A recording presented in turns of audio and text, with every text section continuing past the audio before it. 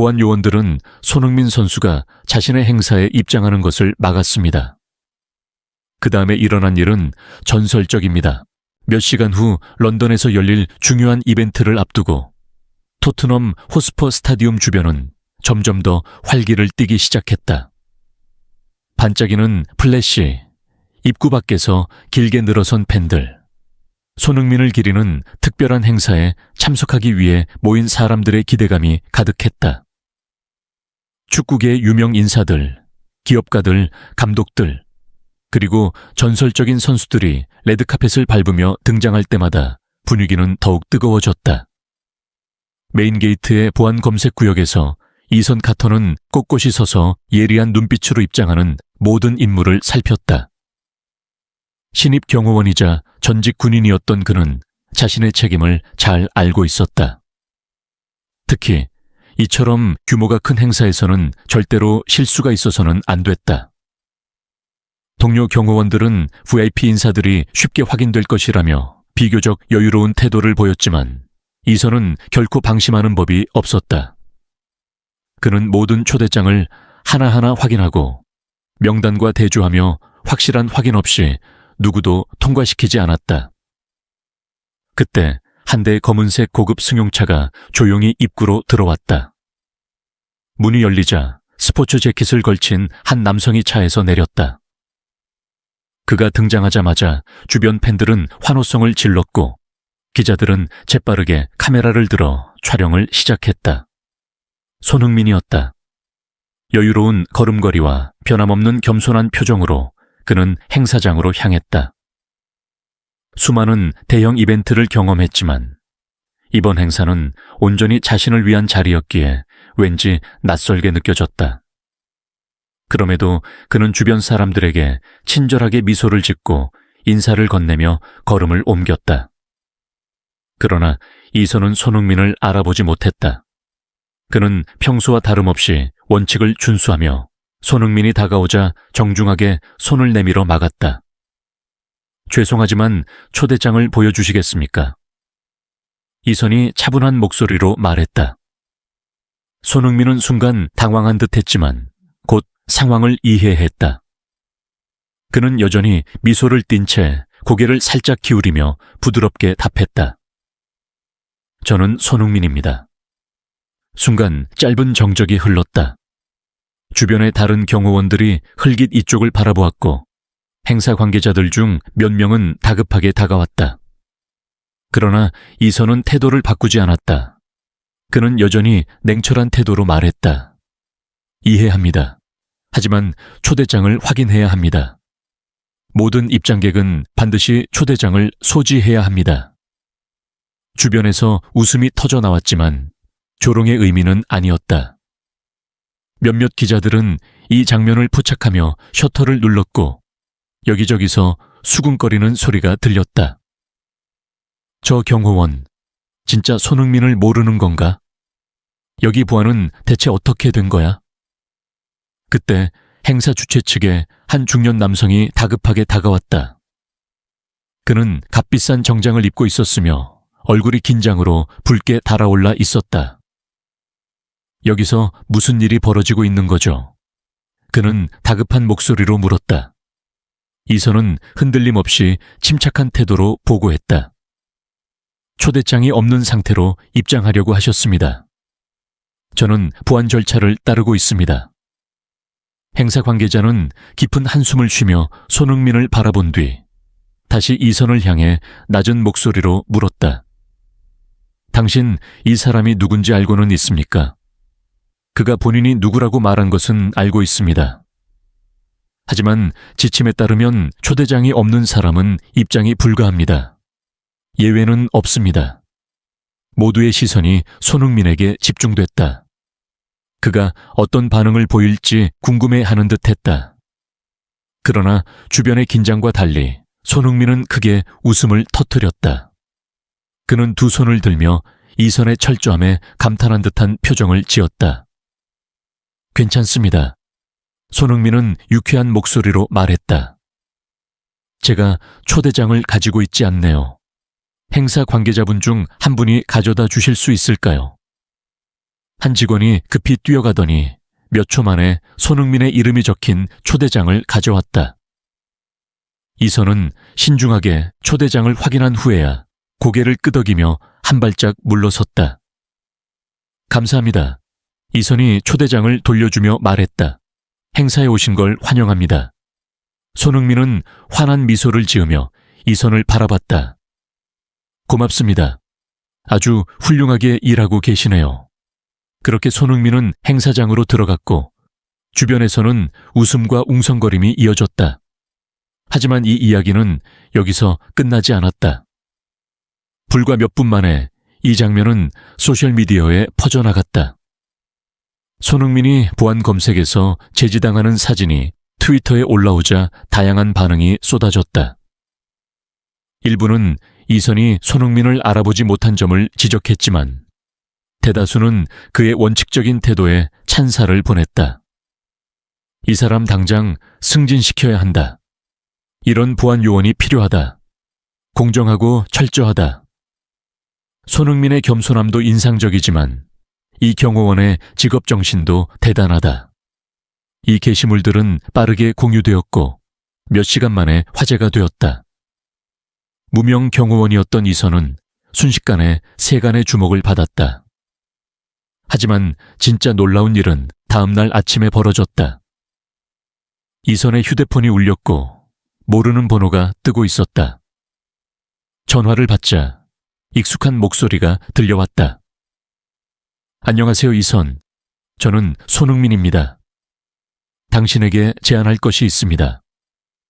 그날 밤 행사의 분위기는 모든 조명이 꺼지고 손님들이 하나둘 떠난 후에도 여전히 강렬한 여운을 남겼다. 그러나 어딘가에서, 특히 소셜미디어에서는 여전히 뜨거운 논쟁이 벌어지고 있었다. 경호원이 손흥민을 알아보지 못했다는 이야기가 빠르게 퍼지며 팬들과 언론의 화제가 되었다. 이 이야기의 중심에 있는 남자, 이선 카터, 이튼 카터는 지금 런던 외곽의 작은 아파트로 돌아와 있었다. 코트를 벗고 물 한 잔을 따르려던 순간 휴대폰이 끊임없이 울리기 시작했다.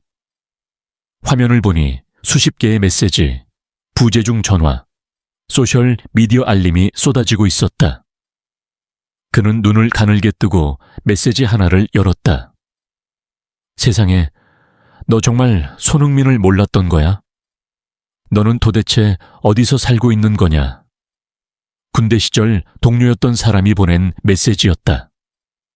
이선은 미간을 찌푸렸다. 그는 축구광이 아니었고 손흥민의 얼굴을 즉시 떠올릴 수는 없었지만 그렇다고 해서 무지한 사람은 아니었다. 그는 단순히 자신의 업무 절차를 따랐을 뿐이었다. 그때 낯선 번호로부터 또 다른 메시지가 도착했다. 당신은 올바른 일을 했습니다. 흔들리지 마세요. 원칙을 지키는 사람은 항상 존중받아야 합니다. 이 메시지는 그를 잠시 멈추게 만들었다. 수많은 조롱과 비난 속에서 누군가는 그를 지지하고 있었다. 이선은 휴대폰을 내려놓고 소파에 몸을 기댔다.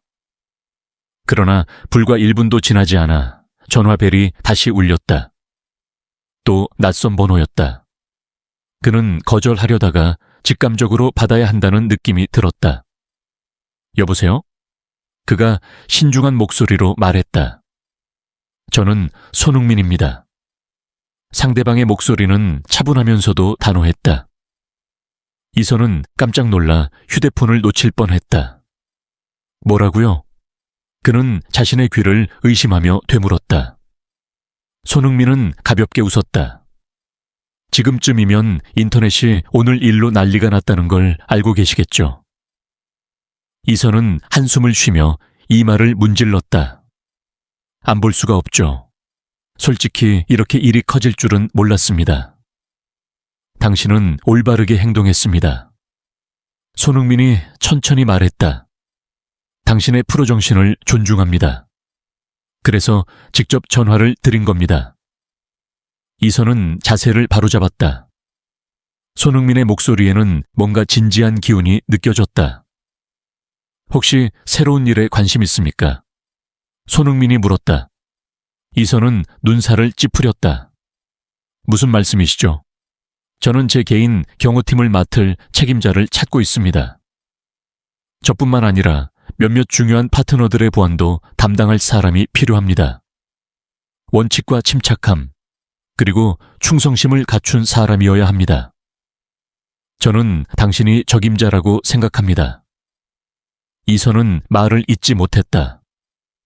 몇 시간 전까지만 해도 그는 평범한 경호원이었다. 그런데 지금 세계적으로 유명한 축구선수가 그를 직접 고용하고 싶어 한다니? 시간을 드리겠습니다. 손흥민이 덧붙였다. 당장 결정하실 필요는 없습니다. 이선은 깊이 숨을 들이마셨다. 머릿속이 복잡했다. 알겠습니다. 생각해 보겠습니다. 다음 날 아침 이선이 회사에 출근하자 뭔가 이상한 분위기가 감돌고 있었다. 동료들은 수군거리며 그를 힐끗 쳐다보았다. 2년 동안 함께 일했던 동료 제이슨마저도 그에게 어깨를 으쓱해 보일 뿐이었다. 그가 무슨 일이냐고 묻기도 전에 등 뒤에서 거친 목소리가 들려왔다. 카터, 당장 내 사무실로 와. 이선이 돌아보니 보안팀장 마틴이 사무실 문 앞에서 얼굴을 붉히며 서 있었다. 사무실 문이 닫히자마자 마틴은 소리쳤다. 자네 지금 무슨 짓을 한 건지 알고 있나? 이선은 냉정하게 대답했다. 저는 단지 절차를 따랐을 뿐입니다. 절차 같은 소리 하고 있군. 마틴이 책상을 세게 내리쳤다. 아침부터 본부에서 전화가 빗발쳤어. 내 행동 하나 때문에 긴급 회의까지 열렸다고. 그리고 지금 언론에서는 우리 회사를 조롱하고 있다고. 이선은 팔짱을 꼈다. 제가 맡은 역할을 충실히 수행한 게 그렇게 큰 문제입니까? 마틴은 고개를 저으며 분노의 찬 목소리로 말했다. 넌 손흥민을 못 알아봤어. 살아있는 전설을 말이야. 이제 우리 회사는 전국적인 웃음거리가 됐다. 이선은 주먹을 꽉 쥐었다. 그래서 어떻게 하라는 겁니까? 규칙을 지켰다고 사과라도 하라는 말씀이세요? 마틴은 그를 노려보다가 한숨을 내쉬었다. 사직서를 내, 카터. 이선은 눈을 깜빡였다. 절 해고하시는 겁니까? 아니, 하지만 네가 스스로 나가는 게 나을 거야. 더 이상 버티면 너만 손해볼 거다. 이선은 화가 치밀었지만 아무 말도 하지 않았다. 대신 고개를 끄덕이고 자리에서 일어났다. 사무실을 나서며 그는 동료들의 시선을 느꼈다. 어떤 이는 동정을, 또 어떤 이는 조롱을 담은 표정을 짓고 있었다. 하지만 그는 신경 쓰지 않았다. 그날 저녁 이선은 런던 외곽의 작은 배에서 친구 다니엘 컬린스를 만났다. 다니엘은 전직 경찰이자 현재는 사설 탐정으로 활동하고 있었다.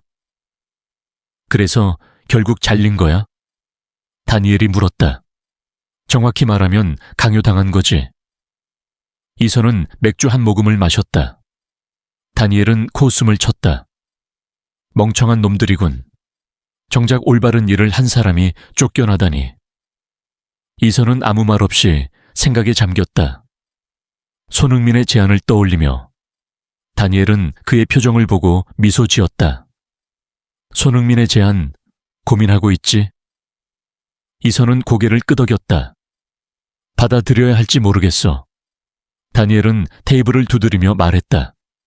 잃을 게 뭐가 있어. 직장도 잃었고 평판도 엉망이야. 하지만 손흥민이 너를 원한다는 건 네가 그만한 가치가 있다는 뜻이야. 이선은 잠시 고민하더니 휴대폰을 꺼냈다. 그는 손흥민의 번호를 한참 바라보다가 결심한 듯 전화를 걸었다. 신호음이 2번 울리자 상대가 바로 전화를 받았다. 결정했습니까? 손흥민이 물었다. 이선은 깊이 숨을 들이마셨다. 수락하겠습니다. 이단 카터는 토트넘 호스퍼 본부의 큰 유리문 앞에 서서 복잡한 감정을 느꼈다. 오늘은 새로운 직장에서의 첫날이자 그의 인생에서 큰 전환점이 되는 날이었다. 일주일 전만 해도 그는 단순한 보안 요원으로 초대권을 확인하는 업무를 맡고 있었고 손흥민을 알아보지 못한 사건으로 언론의 조롱을 받았다. 그러나 지금 그는 손흥민의 개인 경호 책임자로 초대받았다. 인생이란 참으로 예측할 수 없는 것이다. 본부 로비로 들어서자마자 이단은 프로페셔널한 분위기 속에 감도는 긴장감을 느낄 수 있었다. 직원들은 바쁘게 움직였고 몇몇은 그를 흘끔거리며 궁금한 시선으로 바라보았다. 아직도 그 사건이 완전히 잊히지 않은 것이 분명했다. 그때 회색 정장을 입은 중년의 남성이 다가왔다. 그의 표정은 엄숙했다. 이단 카터 씨? 남성이 낮고 단호한 목소리로 물었다. 네, 맞습니다. 나는 에이드리언 박, 클럽 보안 운영 이사입니다. 따라오시죠. 이단은 에이드리언을 따라 긴 복도를 걸었다. 그들은 훈련시설과 경영진 사무실을 지나갔다. 가는 길에 마주치는 직원들 중 일부는 그를 경계하는 듯한 눈빛을 보냈고 몇몇은 수군거렸다. 클럽 내부에서 중요한 보직을 갑자기 맡게 된 그를 달가워하지 않는 분위기가 역력했다. 그들은 큰 회의실 앞에서 멈췄고 안에는 이미 몇 명의 인물이 기다리고 있었다.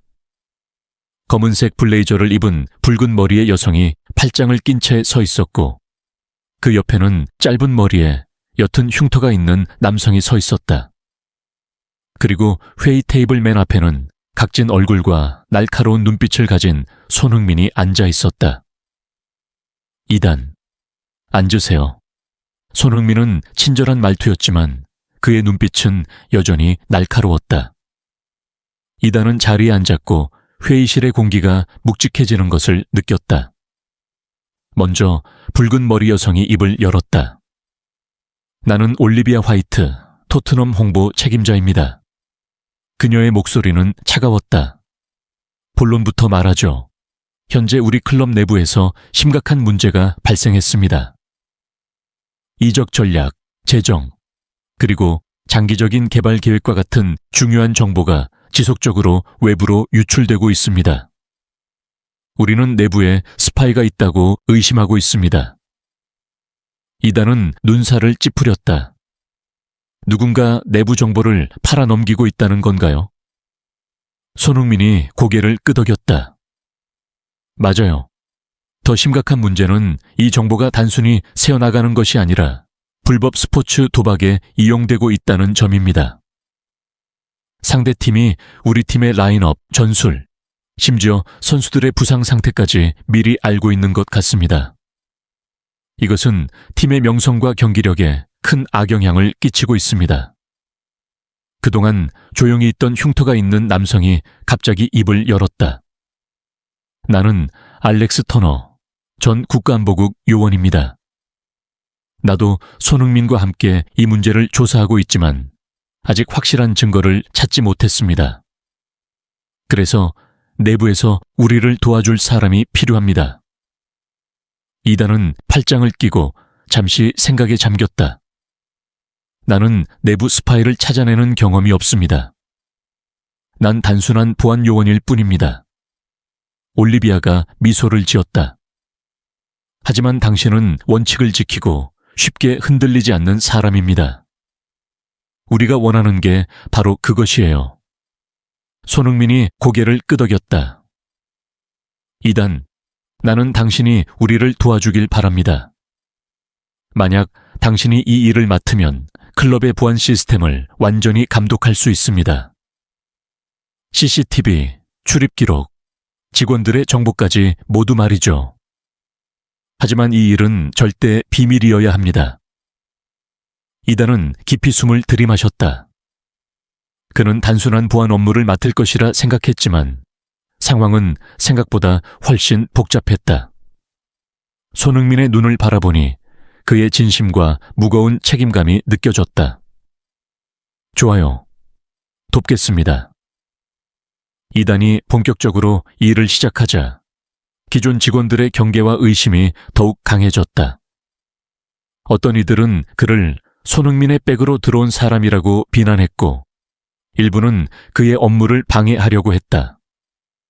어느 날 이단이 출입 기록을 분석하고 있을 때 갈색 머리에 안경을 쓴 남성이 사무실로 들어왔다. 난 브라이언 테일러, 경기장 보안팀장이다. 남성의 목소리에는 약간의 조롱이 섞여 있었다. 여기 온 지 얼마나 됐지? 일주일? 이제 곧 보스라도 될 것 같나? 이단은 고개를 들고 침착하게 대답했다. 나는 내게 주어진 임무를 수행하고 있을 뿐입니다. 브라이언이 비웃으며 책상에 기대섰다. 임무 수행? 아니면 우리를 감시하려고 온 거냐? 그는 도발적인 표정을 지었다. 잘 들어라, 카터. 우리는 외부인이 와서 우리에게 훈계하는 걸 좋아하지 않아. 똑똑하다면 선을 넘지 않는 게 좋을 거다. 이단은 조용히 그를 바라보며 천천히 자리에서 일어났다. 숨길 게 없다면 왜 그렇게 불안해하죠? 브라이언의 얼굴이 순간 굳어졌다. 그는 아무 말도 하지 않고 코웃음을 치며 문을 박차고 나갔다. 하지만 이단은 느낄 수 있었다. 이것은 시작에 불과했다. 2주 동안 데이터를 추적한 결과 이단은 몇 가지 수상한 점을 발견했다. 몇몇 고위 직원들이 늦은 밤에 시스템에 접속하는 빈도가 유독 많았다. 그리고 그 중에서도 가장 눈에 띄는 인물이 있었다. 김우진, 클럽의 재무이사였다. 이단은 이 정보를 손흥민, 알렉스, 그리고 올리비아에게 보고했다. 손흥민은 눈썹을 찌푸렸지만 놀라지는 않았다. 사실 김우진을 의심한 지 꽤 됐어. 손흥민이 말했다. 하지만 아직 확실한 증거가 부족해. 알렉스가 고개를 끄덕였다. 계속 감시해야 해. 그리고 가능하면 그와 직접 접촉해보는 것도 방법이지. 이단은 잠시 고민하다가 입을 열었다. 그럼 직접 만나서 떠보겠습니다. 그날 오후 이단은 김우진의 사무실을 찾았다. 김우진은 세련된 정장을 입은 중년 남성이었으며 차분하지만 날카로운 눈빛을 지니고 있었다. 날 찾으셨다고요? 김우진이 낮고 차분한 목소리로 물었다. 그냥 궁금해서요. 이단은 자연스러운 어조를 유지하며 말했다. 최근 밤늦게까지 자주 근무하시던데요. 김우진은 이단을 바라보며 미소를 지었다. 재무 업무는 시간이 정해져 있지 않습니다. 하지만 클럽 정보가 유출된 시점과 정확히 겹치는데요. 김우진의 눈빛이 날카롭게 변했다. 그러나 그는 이내 미소를 지으며 자리에서 일어나 이단에게 다가왔다. 조언 하나 해주죠. 당신이 넘볼 일이 아닙니다. 이단은 조용히 응시하며 말했다. 그렇다면 내가 착각했기를 바라죠. 런던의 밤이 내려앉으며 도시 전체가 짙은 안개로 뒤덮였다. 토트넘 호스퍼의 보안 감시실에서 이선 카터는 경기장과 클럽 사무실 곳곳에 설치된 수백 대의 CCTV 화면을 주시하고 있었다. 그는 최근 몇 주간의 시스템 로그인 데이터를 분석하며 정보 유출의 배후를 찾기 위해 수상한 점이 있는지 살펴보고 있었다. 손흥민이 뜨거운 커피 한 잔을 들고 방으로 들어왔다. 새로운 소식 있어? 그는 커피를 책상 위에 놓으며 물었다. 이선은 한숨을 쉬며 화면을 넘겼다.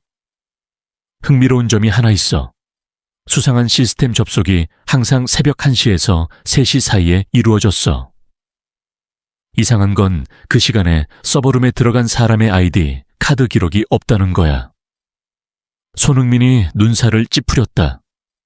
그럼 내부에서 시스템이 해킹당한 거야? 이선이 고개를 끄덕였다. 맞아.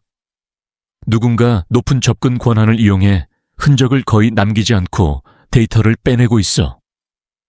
그때 전직 국가안보국 요원이자 이번 조사에 함께하고 있는 알렉스 터너가 서류를 들고 방에 들어왔다. 내가 아는 정보원을 통해 몇몇 고위 직원들의 금융 거래를 조사해봤어. 그는 이선과 손흥민 앞에 한 장의 서류를 놓았다. 김우진이 홍콩의 한 은행에 비밀 계좌를 가지고 있어. 최근 신원불명의 조직으로부터 거액의 돈이 입금됐어. 손흥민은 서류를 집어들며 눈빛이 어두워졌다. 그럼 그가 관련되어 있다는 거군. 문제는 알렉스가 말을 이었다. 이걸로 그를 배신자로 단정할 수는 없어. 수상한 돈이 있다고 해서 그가 주범이라는 증거는 아니야. 이선은 팔짱을 끼고 생각에 잠겼다. 그가 예상하지 못할 방법으로 접근해야겠어. 손흥민이 고개를 끄덕였다. 좋아. 내게 좋은 아이디어가 있어. 다음 날 저녁 런던 중심부의 한 고급배서 김우진은 VIP석에 앉아 비싼 레드와인을 홀짝이고 있었다. 그는 몇 테이블 떨어진 곳에서 토트넘 홍보팀장 올리비아 화이트가 거울을 통해 자신을 지켜보고 있다는 사실을 알지 못했다. 그 순간 이선희가 안으로 들어와 김우진의 테이블로 다가갔다. 그는 예의 바른 미소를 지으며 말했다. 안녕하십니까, 김우진 씨. 여기 앉아도 될까요? 김우진은 순간 당황했지만 곧 가식적인 미소를 지었다. 물론이죠, 카터. 이런 곳이 당신 취향인 줄 몰랐네요. 이선은 자리에 앉아 두 손을 테이블 위에 올려놓았다. 사실 오늘은 이야기할 게 있어서 왔습니다. 오? 김우진이 눈썹을 올렸다. 무슨 이야기죠? 이선은 몸을 약간 앞으로 기울이며 낮은 목소리로 말했다. 당신이 무슨 짓을 하고 있는지 알고 있어요, 김우진 씨. 당신의 금융거래, 그리고 새벽 시간대의 시스템 접속 기록도 말이죠. 김우진의 미소가 순간 사라졌다. 그는 조용히 와인잔을 내려놓고 날카로운 눈빛을 보냈다. 무슨 말을 하는 건지 모르겠군요. 이선은 미소를 지었다. 잘 아실 텐데요. 그리고 한 가지 더 알고 있습니다. 당신 혼자 움직인 게 아니라는 것도요. 김우진은 순간 눈빛을 좁혔지만 곧 평정을 되찾았다. 농담이라도 좀 신중하게 하시죠, 카터. 저는 단순한 재무 담당자일 뿐입니다. 제 일은 클럽의 재정을 안정적으로 관리하는 것이죠. 그럼 신원불명의 계좌에서 거액의 돈을 받은 건 어떻게 설명하시겠습니까? 이선은 차분하지만 강한 압박을 가하며 물었다. 김우진은 잠시 말을 잇지 못하다가 피식 웃었다. 그럴듯한 증거라도 있습니까? 이선은 그의 눈을 똑바로 바라보며 말했다. 아직은, 하지만 곧 얻게 될 겁니다. 김우진은 자리에서 일어나며 팔짱을 꼈다. 충고 하나 하지요. 쓸데없는 일에 얽히지 않는 게 좋을 겁니다. 감당할 수 없는 일이 될 수도 있으니까요.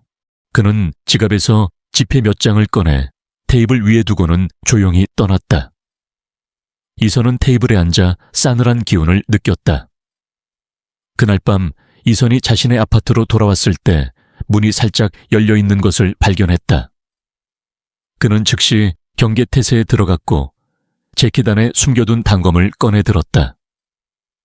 조심스럽게 안으로 들어서자 거실이 완전히 뒤엉켜 있었고 그의 컴퓨터는 산산조각나 있었다. 수사 관련 서류도 모두 사라졌다. 갑자기 어둠 속에서 그림자가 튀어나와 쇠파이프를 휘둘렀다. 이선은 간신히 피하며 강력한 펀치를 상대의 가슴에 꽂았다. 공격자는 휘청거렸지만 다시 자세를 잡고 쇠파이프를 쥐고 있었다. 이선은 망설이지 않고 상대의 무릎을 세게 가격했다. 공격자는 바닥에 쓰러졌고 이선은 그의 팔을 뒤로 꺾으며 몸을 제압했다. 누가 시킨 거지? 이선이 낮고 위협적인 목소리로 물었다. 공격자는 고통스러운 신음을 흘리며 말했다. 너희가 이걸 막을 순 없어. 이미 늦었어. 이선은 이를 악물었다. 늦다니? 김우진이 배 위에 있는 거야? 공격자는 고통 속에서도 비웃듯이 웃었다. 그는 단지 장기판의 말일 뿐이야. 이선이 추가로 질문하기도 전에 공격자는 재킷 안에서 작은 유리 앰플을 꺼내더니 입에 물고 깨트렸다. 검은 액체가 그의 입에서 흘러나왔고 눈동자가 뒤집히며 몸이 축 늘어졌다. 이선은 그를 내려놓고 숨을 몰아쉬었다. 이제 분명해졌다. 단순한 내부 정보 유출 사건이 아니었다. 이건 훨씬 더 깊고 위험한 음모였다. 다음 날 아침 이선은 손흥민, 알렉스, 올리비아와 긴급 회의를 열었다. 이제 확실해졌어. 알렉스가 어두운 얼굴로 말했다. 이건 단순한 내부 기밀 유출 사건이 아니라 조직적인 범죄 세력과의 싸움이야. 올리비아가 한숨을 내쉬었다. 그럼 이제 어떻게 할 거야?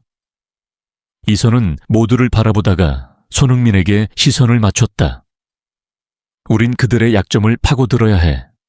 손흥민이 고개를 끄덕였다. 김우진은 단순한 앞잡이에 불과해. 이 모든 걸 조종하는 진짜 배우를 찾아야 해. 알렉스가 팔짱을 꼈다. 불법 도박 조직에 정보원이 하나 있어. 그쪽으로 수소문해볼게. 이선은 깊이 숨을 들이마셨다. 그럼 본격적으로 시작해보자. 창밖으로 런던의 햇살이 비치고 있었지만 그들의 싸움은 이제 막 시작되고 있었다. 손흥민은 그날 저녁 평소보다 늦게 훈련장을 나섰다. 뭔가 불길한 기분이 들었고 그 막연한 예감이 쉽게 가시지 않았다. 최근 구단 주변에서 계속해서 발생하는 사건들, 정보 유출 문제부터 어둠 속에 숨겨진 위험한 음모까지 모든 것이 그를 불안하게 만들었다. 예전처럼 오직 축구에만 집중할 수 없었다. 그는 주차장으로 걸어나가며 초겨울 런던의 찬바람을 피하려 코트를 여미었다. 그러다 자신의 차가 누군가에 의해 긁힌 것을 발견했다. 손흥민은 찡그리며 자신의 검은색 스포츠카로 다가갔다. 차 옆면을 따라 길게 긁힌 흠집이 보였다. 하지만 그보다 더 눈길을 끈 것은 앞 유리창 밑에 끼워진 흰색 봉투였다. 그는 조심스럽게 봉투를 꺼내 펼쳐보았다. 그 안에는 차가운 활자로 인쇄된 짧은 메시지가 적혀 있었다. 더 늦기 전에 멈춰라. 오늘은 작은 사고지만 내일은 비극이 될 수도 있다. 손흥민은 깊이 숨을 들이마시며 심장이 빠르게 뛰는 것을 느꼈다. 그는 즉시 휴대폰을 꺼내 에단 카터에게 전화를 걸었다. 에단, 문제가 생긴 것 같아. 에단은 15분 만에 주차장에 도착했다. 그는 협박 메시지와 채 남은 흔적을 면밀히 살폈다. 잠시 침묵하던 그는 주변을 둘러보며 감시 카메라가 이 상황을 촬영했을 가능성을 확인했다. 감시 카메라부터 확인해 보겠습니다. 에단은 주의를 기울이며 말했다. 하지만 더 중요한 건 이건 단순한 경고가 아닙니다. 심각한 위협이에요. 손흥민은 고개를 끄덕였지만 그의 표정은 흔들리지 않았다. 나는 협박에 쉽게 겁먹는 사람이 아니야, 에단. 하지만 그들이 이런 행동을 했다는 건 우리가 진실에 가까워지고 있다는 증거겠지. 에단은 팔짱을 끼고 깊이 생각에 잠겼다. 보안을 즉시 강화해야 합니다. 그들을 과소평가하면 안 됩니다. 손흥민은 가볍게 웃으며 에단의 어깨를 두드렸다. 그래서 내가 너를 믿는 거야. 다음 날 아침 에단이 감시 카메라를 확인하는 동안 그의 휴대폰에 의문의 문자 메시지가 도착했다. 네가 그를 영원히 지켜줄 수 있을 것 같아? 에단은 미간을 찌푸렸다. 발신 번호가 표시되지 않는 메시지였다.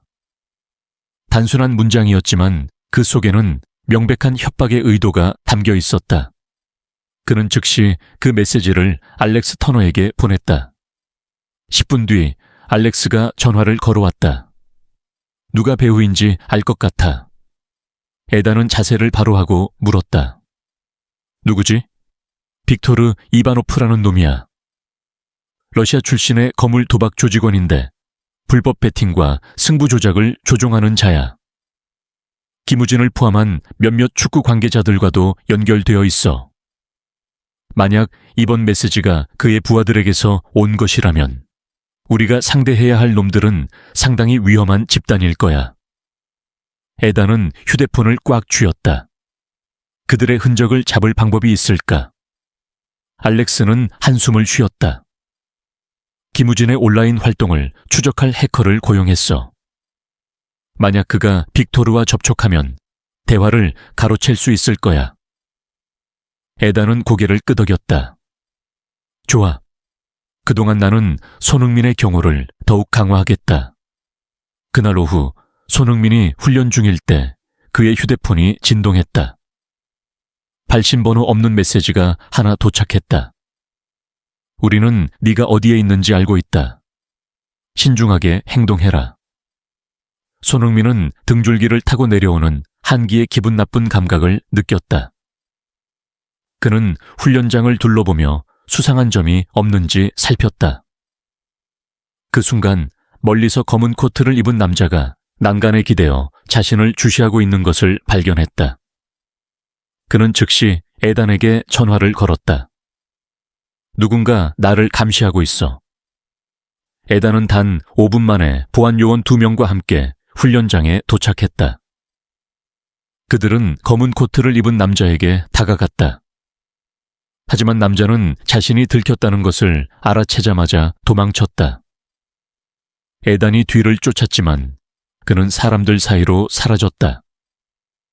에단은 심각한 표정으로 돌아왔다. 더 이상 기다릴 수 없어. 지금 당장 움직여야 해. 그날 밤 에단, 알렉스, 그리고 올리비아 화이트는 비밀 회의를 열었다. 알렉스는 최근에 확보한 녹취 파일을 재생했다. 빅토르, 계획대로 진행했습니다. 그는 점점 불안해하고 있습니다. 김우진의 목소리가 들렸다. 좋아. 하지만 그가 다른 선택을 할 수 없도록 만들어야 해. 필요하다면 그의 가족도 위험할 수 있다는 걸 깨닫게 해. 러시아 억양이 짙은 목소리가 차갑게 대답했다. 에단과 손흥민은 서로 눈을 마주쳤다. 손흥민에 대한 협박만이 아니라 이제 그의 가족까지 위협받고 있었다. 더 이상 두고 볼 수 없어. 에단이 단호하게 말했다. 다음 날 아침 에단은 김우진의 사무실에 몰래 들어가기로 결심했다. 보안팀의 한 직원에게 빌린 출입카드를 이용해 제한 구역에 접근했다. 사무실 내부는 평범해 보였지만 그의 컴퓨터를 열어보니 암호화된 파일이 있었다. 에단은 그것을 올리비아에게 전송했다. 잠시 후 올리비아가 메시지를 보냈다. 해독했어. 조작된 경기 목록, 베팅 금액, 그리고 관련된 인물들의 명단이야. 에단은 리스트를 훑어보다가 깜짝 놀랐다. 그 안에는 잉글랜드 프리미어리그 고위 관계자의 이름이 포함되어 있었다. 얼마 후 알렉스에게서 긴급 전화가 걸려왔다. 빅토르가 우리가 그를 추적하고 있다는 걸 눈치챘어. 곧 도망칠 거야. 에단은 이를 악물었다. 그를 놓쳐선 안 돼. 손흥민이 방에 들어오며 말했다. 좋은 방법이 있어. 에단이 궁금한 표정으로 물었다. 뭔데? 손흥민은 미소를 지었다. 도박을 좋아하는 놈이라면 절대 이길 수 없는 게임을 하게 만들면 돼. 손흥민과 에단은 긴급 기자회견을 열었다.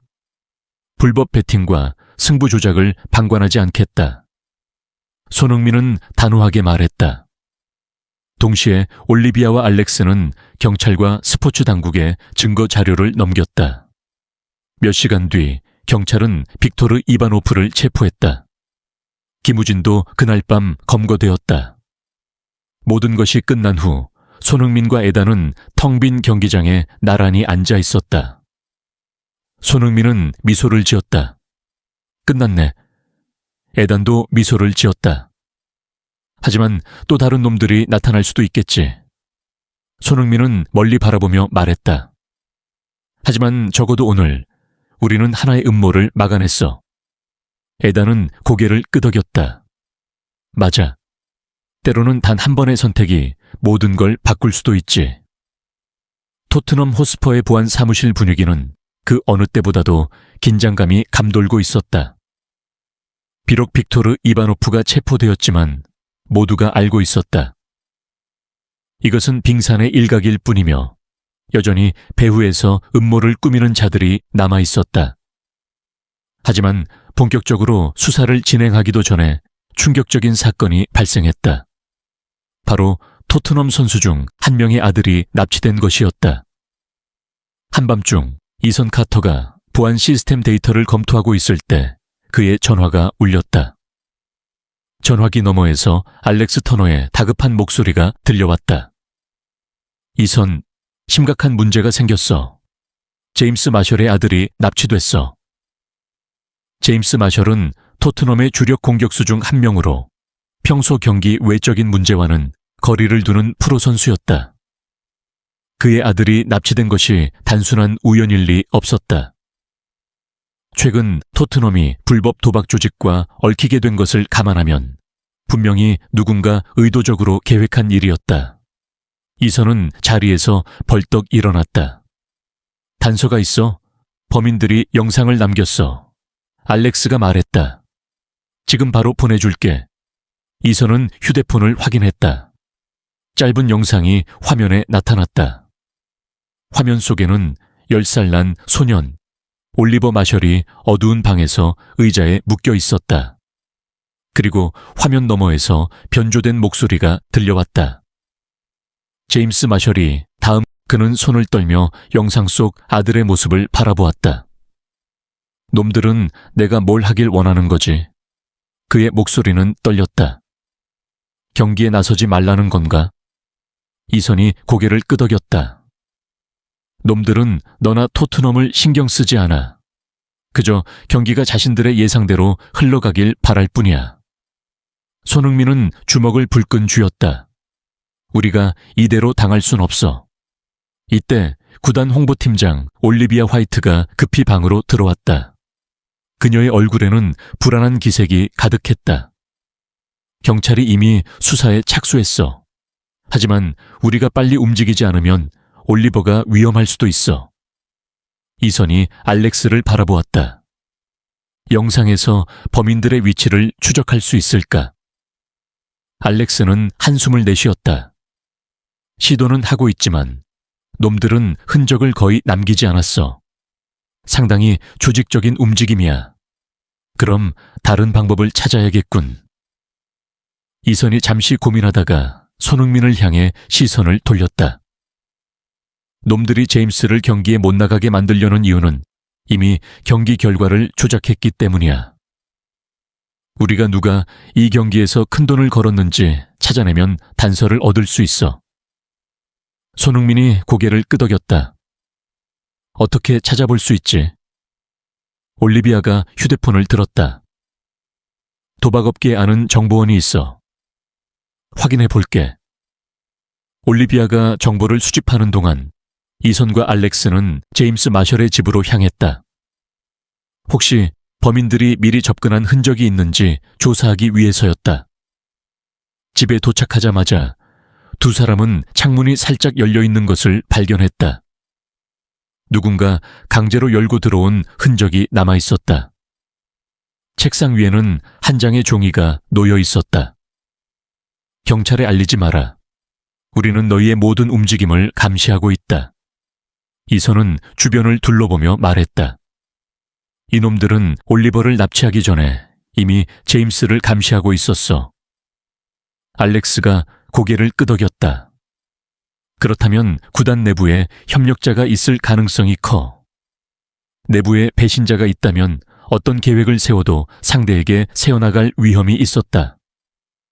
그날 밤 올리비아가 중요한 정보를 들고 돌아왔다.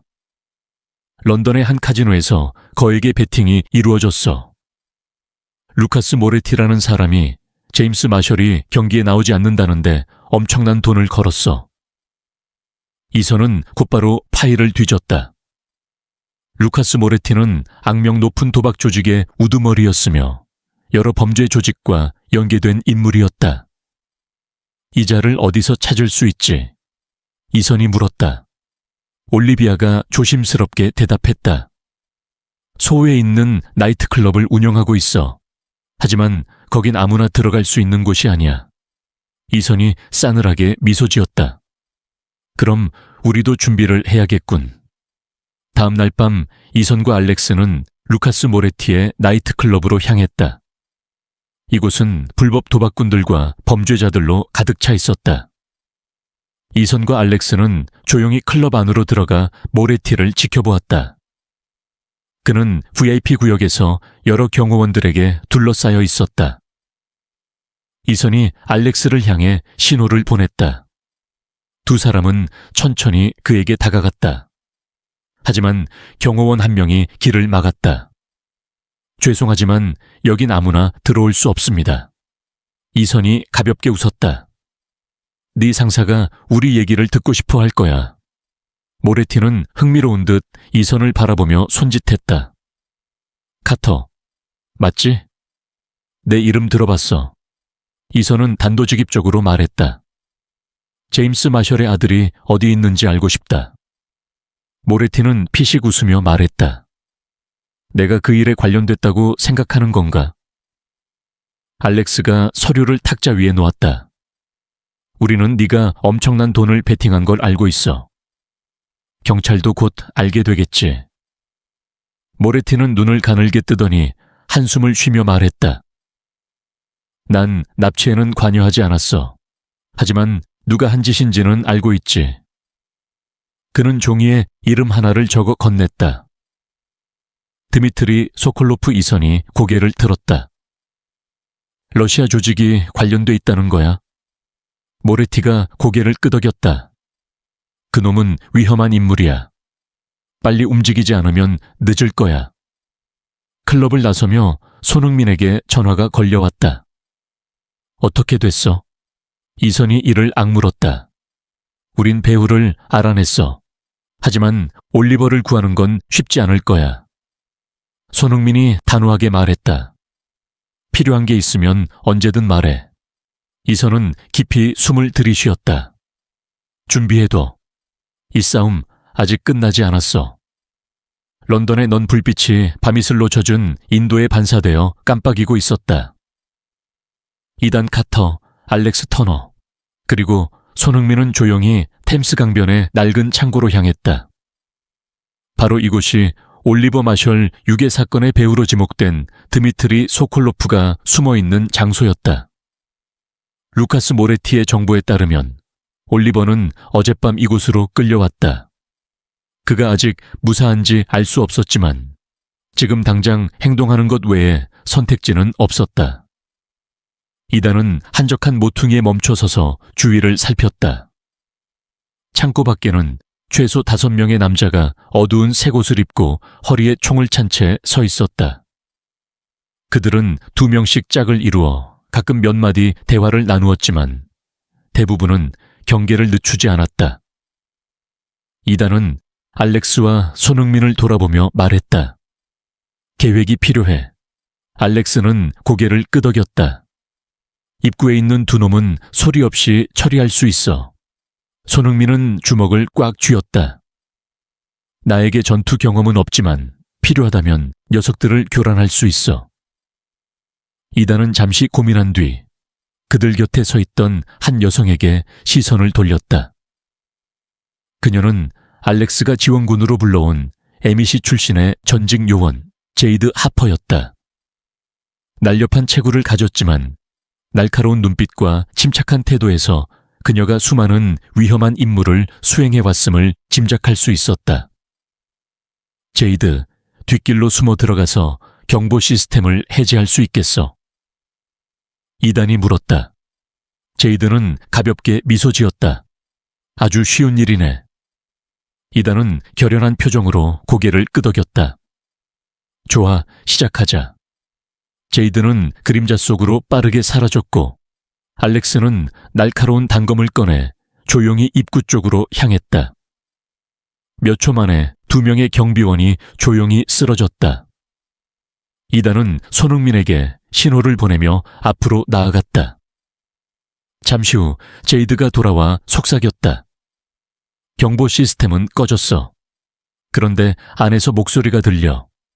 올리버가 감금된 곳일 가능성이 커. 이단은 깊이 숨을 들이마시고 마취총을 꽉 쥐었다. 그들은 조용히 창고 문을 열고 안으로 들어갔다.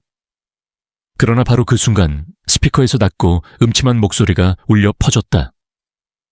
환영한다, 카터. 그들은 순간 얼어붙었다. 이단은 그 목소리를 즉시 알아챘다. 드미트리 소콜로프. 발소리가 쿵쿵 울려 퍼졌다. 곧이어 강렬한 불빛이 창고 전체를 비추며 그들의 시야를 어지럽혔다. 그리고 사방에서 검은 옷을 입은 10명 이상의 무장한 남자들이 모습을 드러냈다. 젠장 알렉스가 이를 악물었다. 멀리서 드미트리가 천천히 걸어 나왔다. 그는 시가를 손에 쥔 채 비웃듯이 미소 지었다. 솔직히 감탄했다. 이렇게 빨리 추적할 줄이야. 하지만 네가 이 아이를 쉽게 구할 수 있을 거라 생각했나? 이단은 주변을 살펴보며 탈출할 기회를 노렸다. 너의 목적이 뭐지, 드미트리? 드미트리는 어깨를 으쓱였다. 간단하지. 제임스 마셜이 팀을 영원히 떠나는 것. 내가 이 경기를 지배할 수 없다면 토트넘도 대가를 치러야겠지. 손흥민이 한 걸음 앞으로 나섰다. 그의 눈에는 분노의 불꽃이 이글거렸다.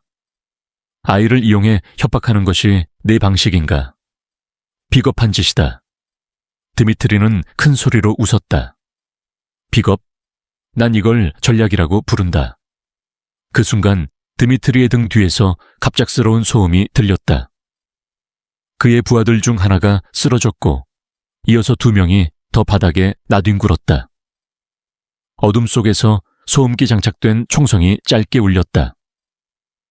드미트리가 반응하기도 전에 이단은 앞으로 튀어나가 그의 얼굴에 강력한 펀치를 날렸다. 총격전이 시작됐다.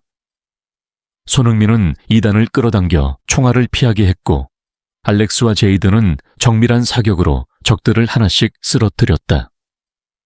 드미트리는 피를 흘리며 비틀거렸지만 여전히 웃고 있었다. 네가 내가 준비 없이 기다릴 거라고 생각했나? 그는 손목의 버튼을 눌렀다. 순간 창고 안쪽 문이 열리면서 2명의 경호원이 올리버 마셜을 끌고 나왔다. 올리버는 꽁꽁 묶여 있었고 그의 입도 테이프로 막혀 있었다. 멈추지 않으면 이 아이는 살아서 못 나간다. 드미트리가 권총을 올리버의 머리에 겨누며 말했다. 순간 공기가 얼어붙었다. 아무도 섣불리 움직이지 못했다. 이단은 이를 악물며 출구를 찾기 위해 눈을 굴렸다. 손흥민이 조용히 말했다. 너는 이 아이를 죽일 생각이 없어. 그렇지 않으면 협상의 카드가 사라지니까. 드미트리의 표정이 굳어졌다. 뭐? 그 순간 천장에 매달려 있던 샹들리에가 무너져 내렸다. 쾅! 드미트리가 반사적으로 몸을 돌리는 사이 이단은 전광석화처럼 움직였다. 그는 드미트리의 총을 쳐내고 동시에 알렉스가 남은 경호원들을 처리했다.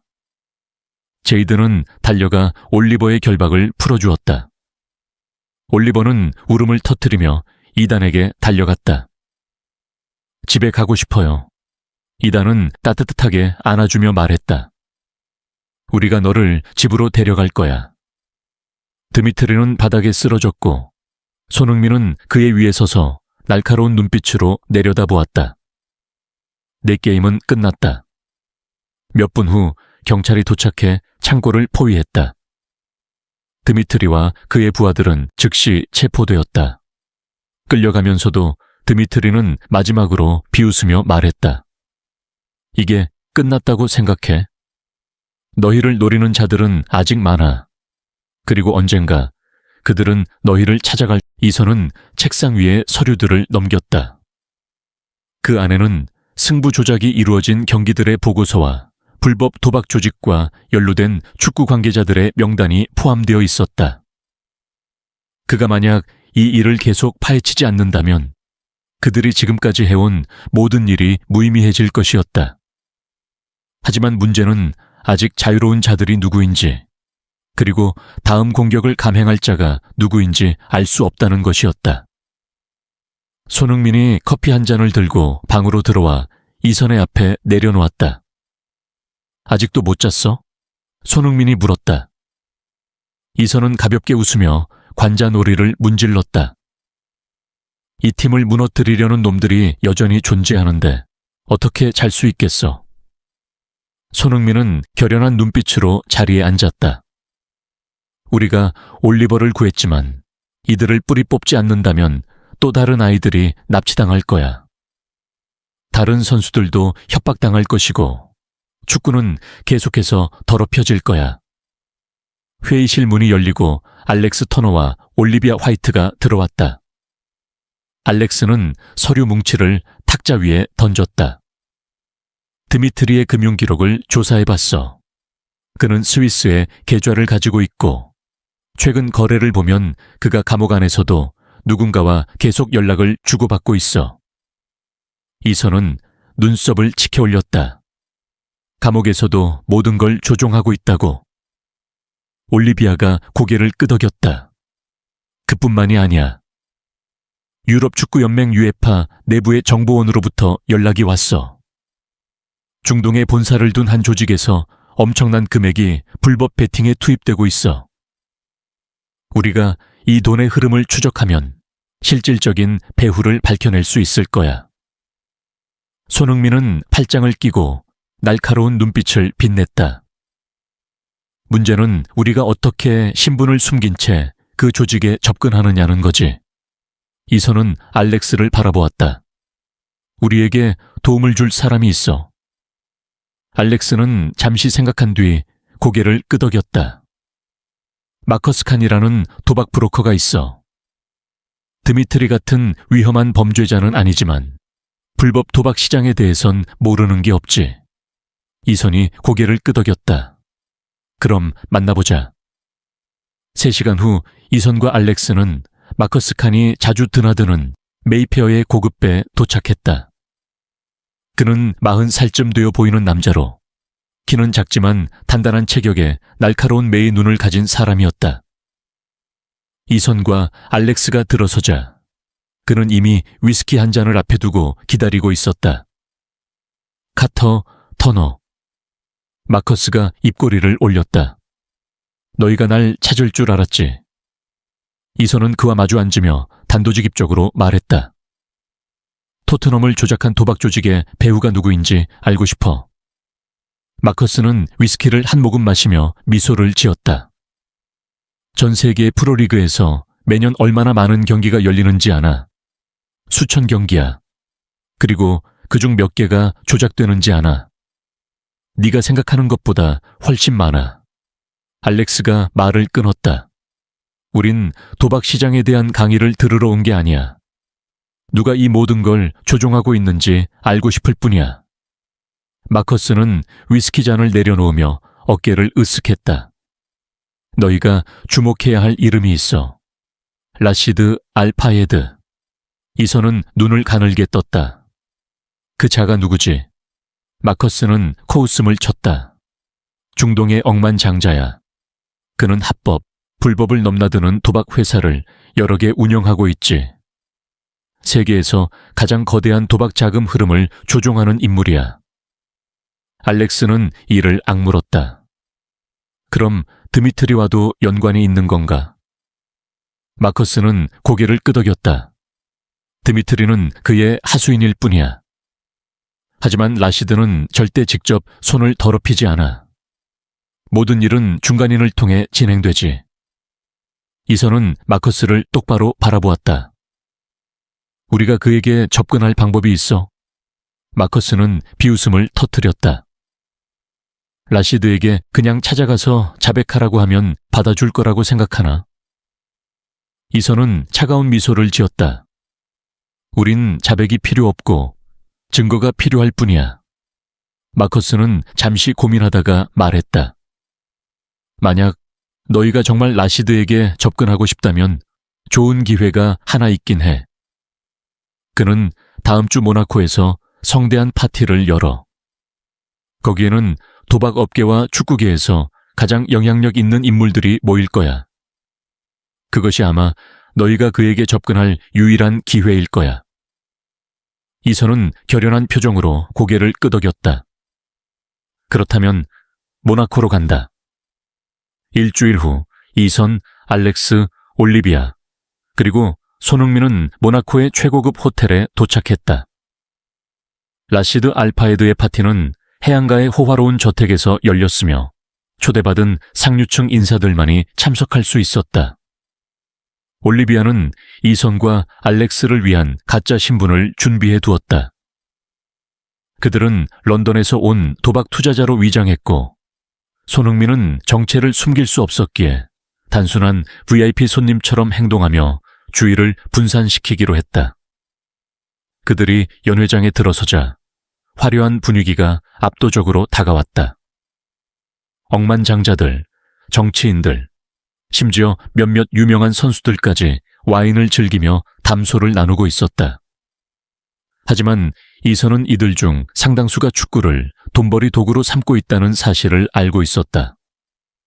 라시드 알파에드는 방 한가운데에서 자신만만한 미소를 지으며 손님들과 대화를 나누고 있었다. 하얀 정장을 차려입은 그는 우아하고 위압적인 분위기를 풍기고 있었다. 이선과 알렉스는 자연스럽게 다른 손님들과 대화를 나누며 서서히 라시드에게 접근했다. 그리고 마침내 라시드가 그들을 바라보며 미소를 지었다. 처음 보는 얼굴들이군. 이선은 가볍게 웃었다. 우린 런던에서 온 투자자들입니다. 도박 시장에 관심이 많죠. 라시드는 미소를 지으며 말했다. 자금이 충분한가? 이선은 차분하게 말했다. 충분하지 않다면 여기까지 오지도 않았겠죠. 라시드는 의미심장한 미소를 지었다. 좋아. 그럼 나에게 충성심을 증명해봐. 런던의 넌 불빛이 밤이슬에 젖은 보도블록 위로 반짝이고 있을 때 이선 카터, 알렉스 터너, 그리고 손흥민은 템스강변의 오래된 창고로 조용히 향했다. 이곳은 올리버 마셜 납치 사건의 배우로 지목된 드미트리 소콜로프가 은신하고 있는 곳이었다. 루카스 모레티의 정보에 따르면 올리버는 어젯밤 이곳으로 끌려왔다. 그가 아직 안전한지는 알 수 없었지만 그들에게는 즉각 행동하는 것 외에는 다른 선택지가 없었다. 이선은 어두운 구석에 멈춰서 주변을 살폈다. 창고 밖에는 최소한 5명의 검은 옷을 입은 남자들이 허리에 총을 차고 서 있었다. 그들은 2명씩 짝을 지어 서 있었고 가끔씩 몇 마디를 주고받았지만 대부분 경계 태세를 유지하고 있었다.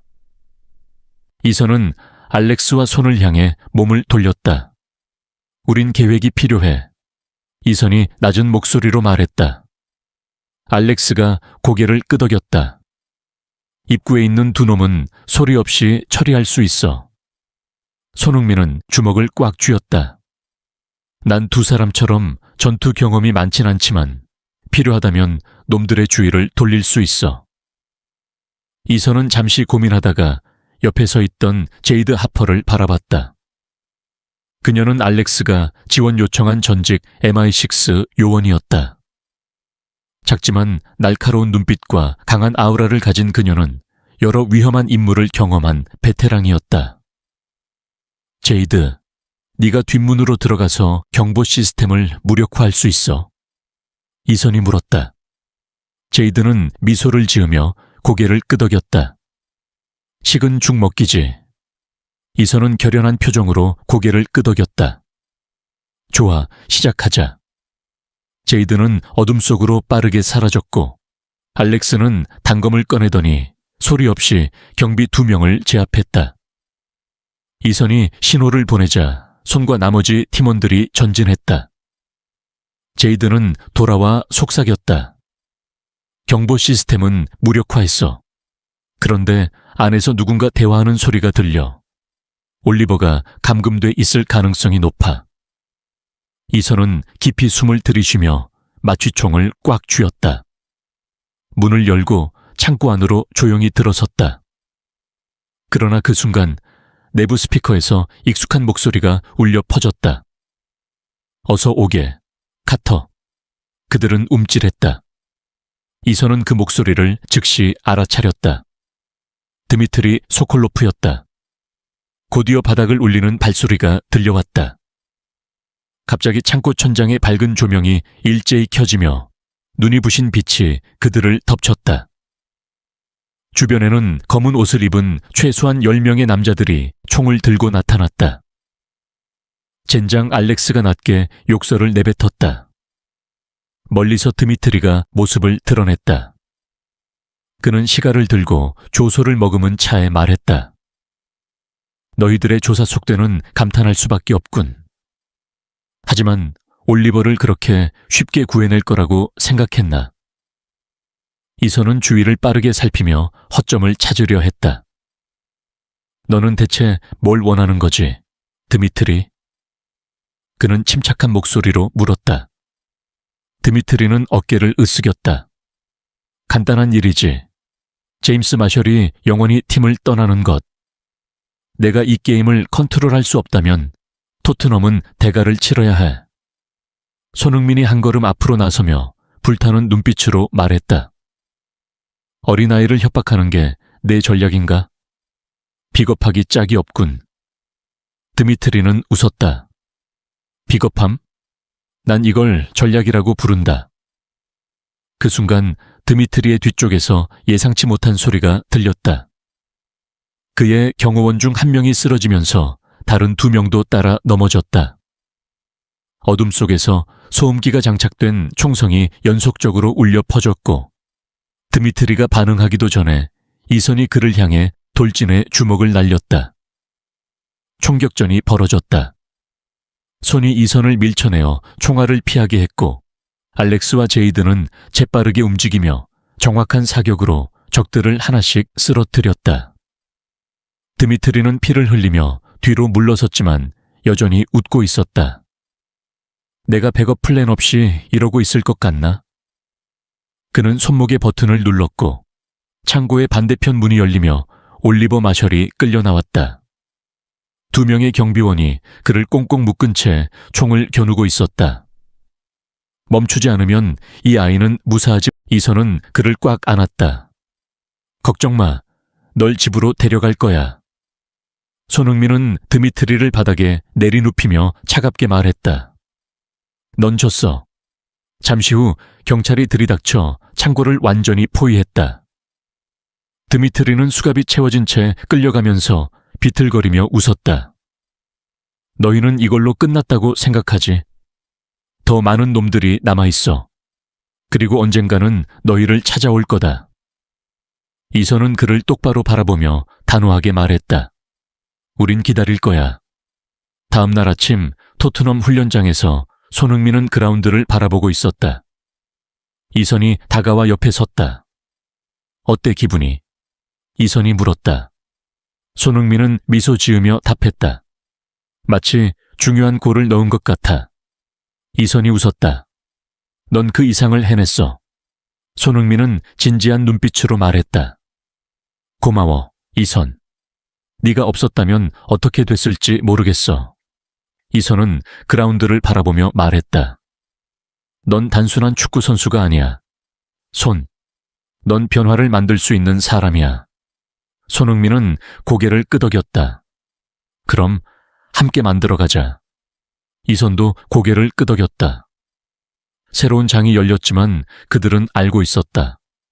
싸움은 아직 끝나지 않았다.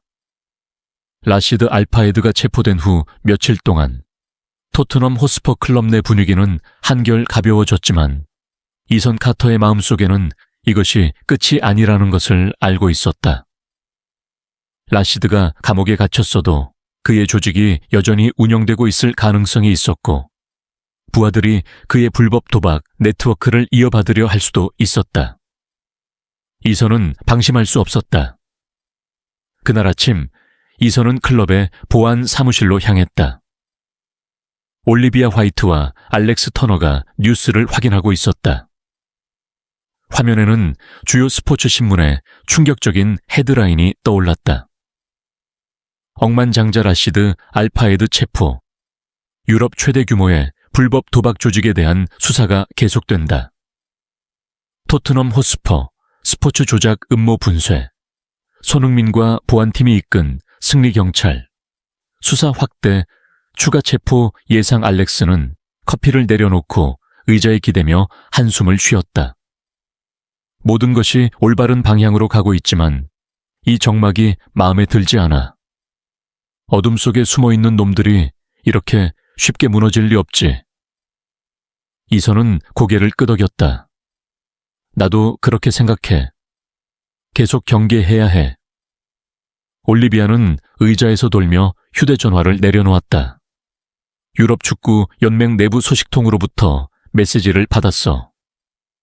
라시드를 돕는 사람이 여전히 밖에 있어.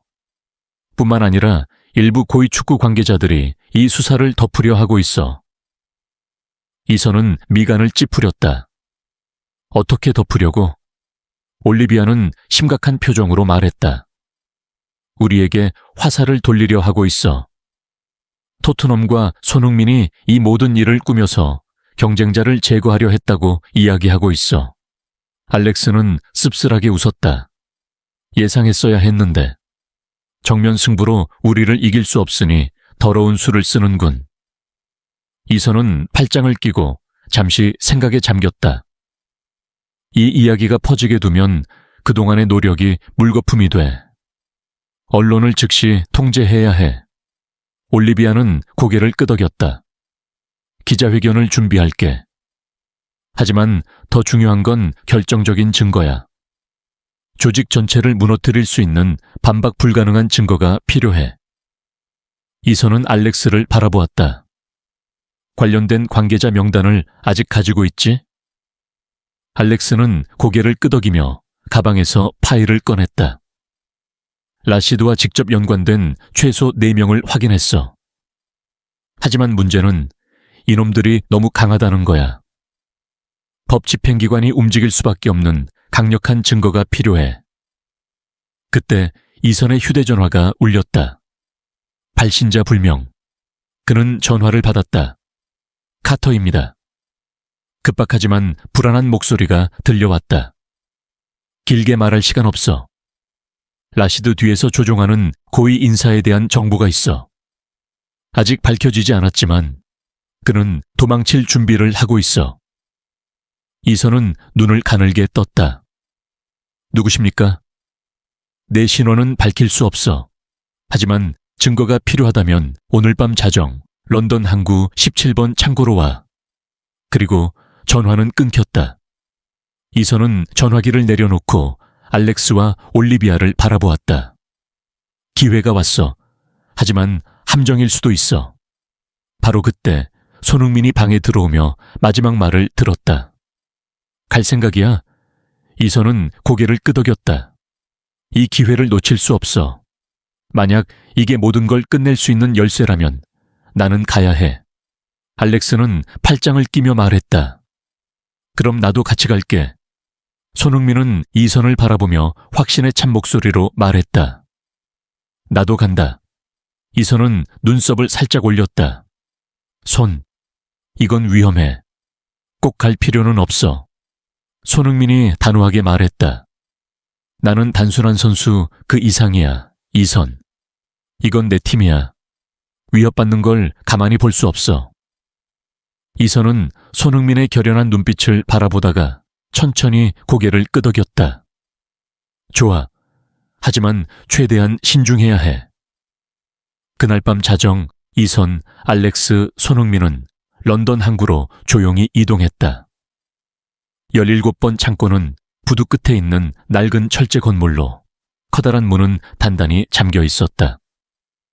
주위는 조용했지만 어딘가 석연치 않은 느낌이 들었다. 이선은 알렉스에게 주변을 확인하라고 손짓한 뒤 문을 점검했다. 그 순간 뒤에서 소리가 들렸다. 딱 맞춰왔군. 어둠 속에서 몇 명의 남자가 나타났다. 그들 앞에는 회색 롱코트를 입고 머리를 깔끔하게 빗어 넘긴 50대 남성이 서 있었다. 이선은 그를 단번에 알아보았다. 파이파의 실세 중 한 명, 조반니 루소. 손흥민은 주먹을 꽉 쥐었다. 결국 당신이 배후였군. 루소는 미소를 지었다. 나는 배후가 아니다. 나는 단지 축구가 효율적으로 돌아가도록 돕고 있을 뿐이지. 이선은 한 걸음 앞으로 나섰다. 이걸 효율적이라고 부른다고? 아이들을 납치하고 선수들을 협박하면서. 루소는 어깨를 으쓱였다. 축구가 정말 깨끗하다고 생각하나 카터. 중요한 경기들이 우리 같은 사람들의 개입 없이 진행된다고 믿어. 알렉스는 총을 꺼내 루소에게 겨눴다. 이제 끝이야. 루소는 차갑게 웃으며 손짓했다. 그 순간 창고 뒤쪽에서 무장한 경호원들이 등장했다. 이선과 알렉스는 재빨리 뒤로 물러났고 손흥민은 싸울 태세를 갖췄다. 너희가 총 한 자루로 나를 막을 수 있을 것 같나? 루소가 비웃듯 말했다. 하지만 그때 경찰차 경적 소리가 사방에서 울려 퍼졌다. 사방에서 경찰차가 몰려들었고 특수부대가 창고에서 뛰쳐나와 루소의 조직을 포위했다. 루소의 얼굴이 하얗게 질렸다. 뭐야, 이건... 어둠 속에서 올리비아 화이트가 걸어나오며 녹음기를 흔들었다. 고맙네요, 루소 씨. 스스로 죄를 자백해줘서. 루소는 분노에 찬 눈으로 이선을 노려보았다. 축구를 바꿀 수 없을 거다. 이 시스템은 너무 거대해. 너 같은 놈이 이길 수 없어. 이선은 그의 눈을 똑바로 바라보며 말했다.